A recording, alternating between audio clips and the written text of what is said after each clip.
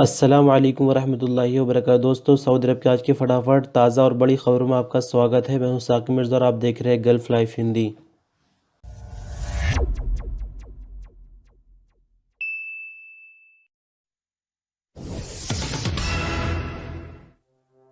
Saudi Arabian airline ने कहा कि उसके जहाज़ों के ज़रिए सफ़र करने के लिए तवक्कल एप्लीकेशन की ज़रूरत नहीं पड़ेगी। दरअसल आपको बता दें कि एक सऊदी औरत ने सऊदी अरबियन एयरलाइन के ट्विटर अकाउंट पर सवाल किया कि वो जद्दा से रियाद जाना चाहती है मगर उसके पास तवक्कल एप्लीकेशन नहीं है, क्या वो सफ़र कर सकती है।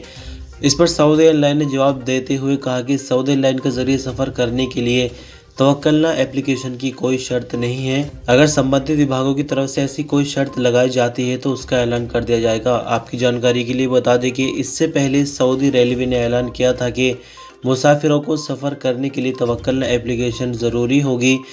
और जैसे कि सऊदी एयरलाइन के मुताबिक यहाँ पर मैंने आपको जानकारी दी है, लेकिन बाकी जो लोग ट्रैवल कर रहे हैं यानी जो वंदे भारत या फिर चार्टर फ्लाइट चल रही है, तो अगर उसमें किसी के साथ ऐसा हुआ है यानी उनकी तवक्कल एप्लीकेशन देखी गई है एयरपोर्ट में एंट्री के टाइम, तो आप कमेंट में ज़रूर बताएं ताकि हम दूसरे लोगों तक आपकी जानकारी पहुंचा सकें। सऊदी अरब में सऊदियों के नाम से अजनबियों के कारोबार के खात्मे की मुहिम जोर पकड़ने लगी है। इलीगल कारोबार या कह के गैर कानूनी तरीके से कारोबार करने वालों को 23 अगस्त 2021 तक का टाइम दिया गया है। उसके लिए जो शर्तें रखी गई इसके बारे में पहले ही जानकारी दी जा चुकी है। इस हवाले से 4 सरकारी विभागों ने काम करना शुरू कर दिया है। अवकाश अखबार के मुताबिक सऊदी अरब के इकोनॉमिक एक्सपर्ट का कहना है कि सऊदियों के नाम से अजनबियों के कारोबार के चलते सऊदी अरब की इकोनॉमी को हर साल 300 अरब रियाल का नुकसान हो रहा है। लेकिन अगर अजनबी कारोबारी यानी जो इलीगल तरीके से कारोबार कर रहे हैं वो सुलह करते हैं, जो गवर्नमेंट ने 4 ऑप्शन दिए हैं उसके तहत अगर वो मामले को सुलझाते हैं तो इससे दोनों पार्टियों को ही फायदा होगा। जनवरी 2021 के दौरान सऊदी अरब में रहने वाले अजनबियों ने 12.06 अरब रियाल अपने मुल्कों में भिजवाए। ये रकम जनवरी 2020 के मुकाबले में 12% ज्यादा है, यानी इस साल 1.26 अरब रियाल ज्यादा भिजवाए गए हैं। दूसरी तरफ रिटेल का कारोबार करने वाले हमद बिन अहमद ने बताया कि सऊदियों के नाम से अजनबियों को कारोबार सऊदी अरब की इकोनॉमी को बहुत ज़्यादा नुकसान पहुंचा रहा है। अगर इस पर काबू पा लिया गया तो हर साल 300 अरब रियाल सऊदी अरब की इकोनॉमी में वैल्यू एडेड टैक्स के रूप में शामिल होंगे। अगर इलीगल कारोबार करने वाले अपने कारोबार को लीगल करते हैं तो जो वो इन्वेस्ट करेंगे पैसे यानी जो निवेश करेंगे वो कानून के दायरे में करेंगे, टैक्स वगैरह गवर्नमेंट को मिलेगा, जिससे गवर्नमेंट का भी फ़ायदा होगा और कारोबार करने वालों का भी फ़ायदा होगा।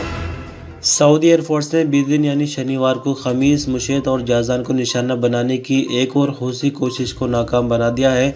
सऊदी प्रेसिडेंसी के मुताबिक अरब ज्वाइंट फोर्स के स्पोकमैन ब्रिगेडियर तुर्की मालिकी ने कहा कि हौसी ने शनिवार की सुबह खमीस, मुशेत और जाजान को निशाना बनाने के लिए 2 ड्रोन भेजे थे। उन्होंने आगे कहा कि बीते 24 घंटों के दौरान अरब ज्वाइंट फोर्स ने हौसियों की तरफ से सऊदी अरब पर छोड़े जाने वाले 8 धमाका करने वाले यानी बारूद से भरे हुए ड्रोनों को नाकाम बना दिया है। ईरान की सपोर्ट के साथ हौसी लगातार सऊदी अरब को निशाना बनाने की कोशिश कर रहे हैं, प्रॉपर्टी को भी निशाना बनाने की कोशिश करते हैं और यहाँ के लोगों को भी निशाना बनाने की कोशिश करते हैं। लेकिन सऊदी रॉयल एयरफोर्स और अरब ज्वाइंट फोर्स मौके पर कार्रवाई करते हुए हमले को नाकाम बना देते हैं और आगे किसी भी तरह के हमले के लिए हम हमेशा तैयार हैं। अगर किसी भी तरह का कोई हमला सऊदी अरब पर किया जाता है तो फौरन जवाबी कार्रवाई दी जाएगी और हमले को रोका जाएगा।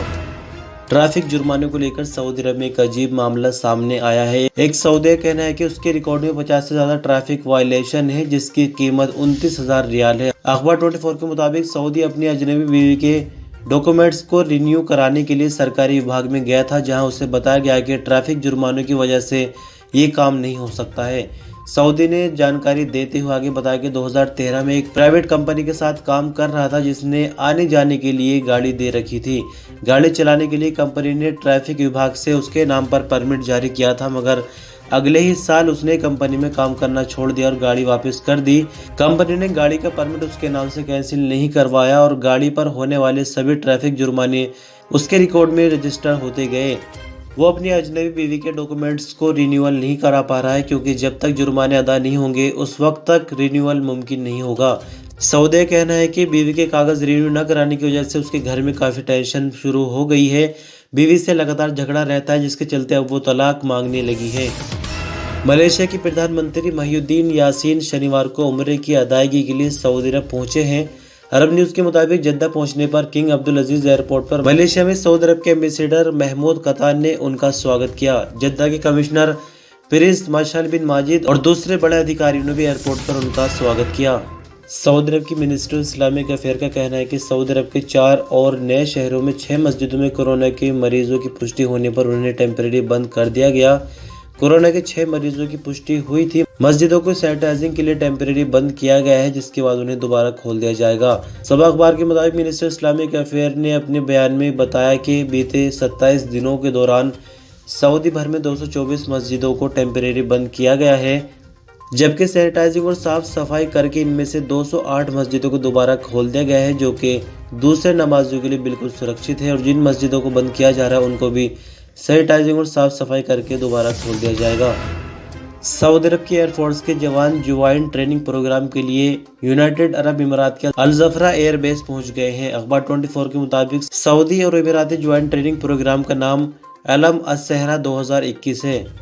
ज्वाइंट ट्रेनिंग प्रोग्राम में सऊदी फौज F-15C जहाज के इस्तेमाल के साथ साथ और भी कई तरह के ट्रेनिंग प्रोग्राम में हिस्सा लेंगे।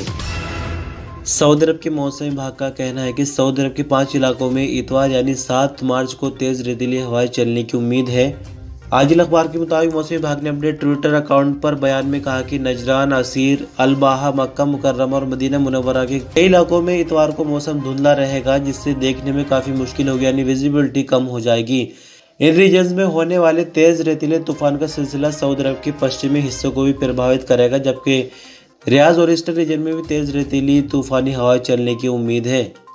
मौसम के जानकार अब्दुल अजीज अल हुसैनी का कहना है कि आने वाले एक हफ्ते तक मौसम में कोई खास बदलाव की उम्मीद नहीं है, जबकि कुछ इलाकों में रेतीला तूफान बना रहेगा।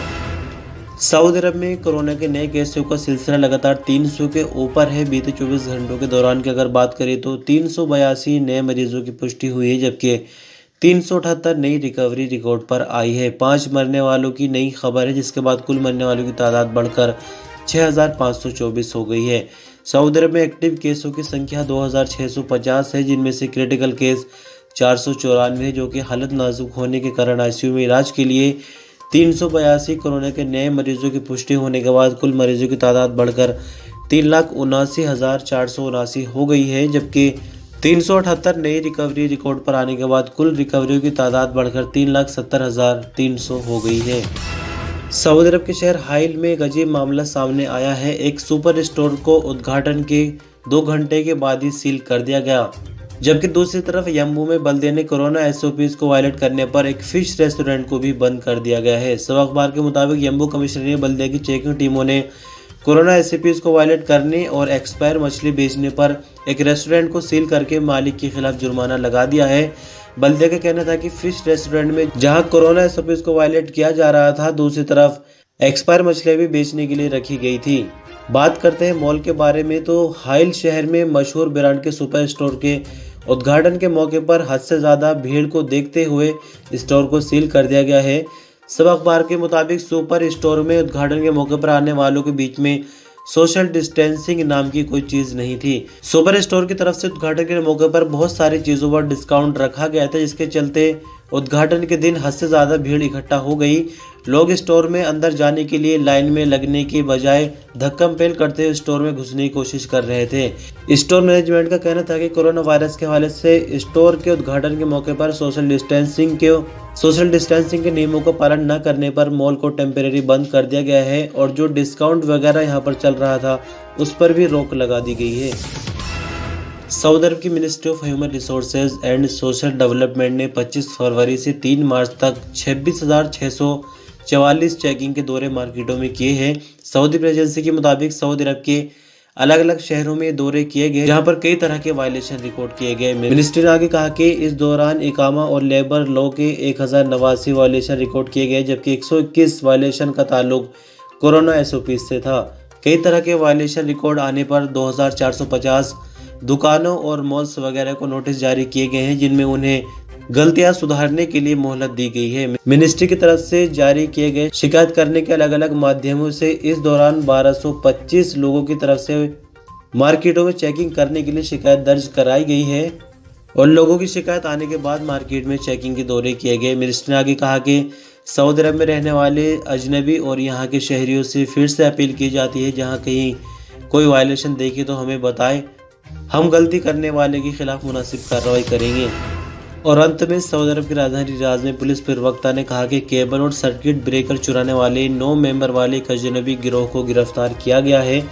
सऊदी प्रेस एजेंसी के मुताबिक मुलजिमों में 8 पाकिस्तानी और 1 इंडियन शामिल है। गिरफ्तार मुलजिमों पर इल्ज़ाम है कि उन्होंने पावर स्टेशंस और कई नई बनाई जाने वाली बिल्डिंगों से कॉपर वायर्स और सर्किट ब्रेकर चुराए थे। अलग अलग वारदातों में चोरी किए गए सामान की कीमत 10,50,000 रियाल के करीब बताई जाती है। पुलिस ने मुलजिमों से पूछताछ करने के बाद उनका केस संबंधित विभाग के हवाले कर दिया है, जहां पर उनसे और ज़्यादा पूछताछ होगी और उनका चालान करके अदालत में उनको भेजा जाएगा, ताकि अदालत के मुताबिक सख्त कार्रवाई की जा सके। तो दोस्तों, इस तरह से खबरों का सिलसिला यहीं तक। आप वीडियो पर अंत तक बने रहे। शुक्रिया। वीडियो पे एक लाइक देकर हमारी मेहनत को कामयाब बना सकते हैं, चैनल को सब्सक्राइब कर सकते हैं, चाहे तो इस वीडियो को शेयर भी कर सकते हैं। आपको सवाल तो कमेंट में जरूर बताएं। शुक्रिया। अल्लाह हाफिज़।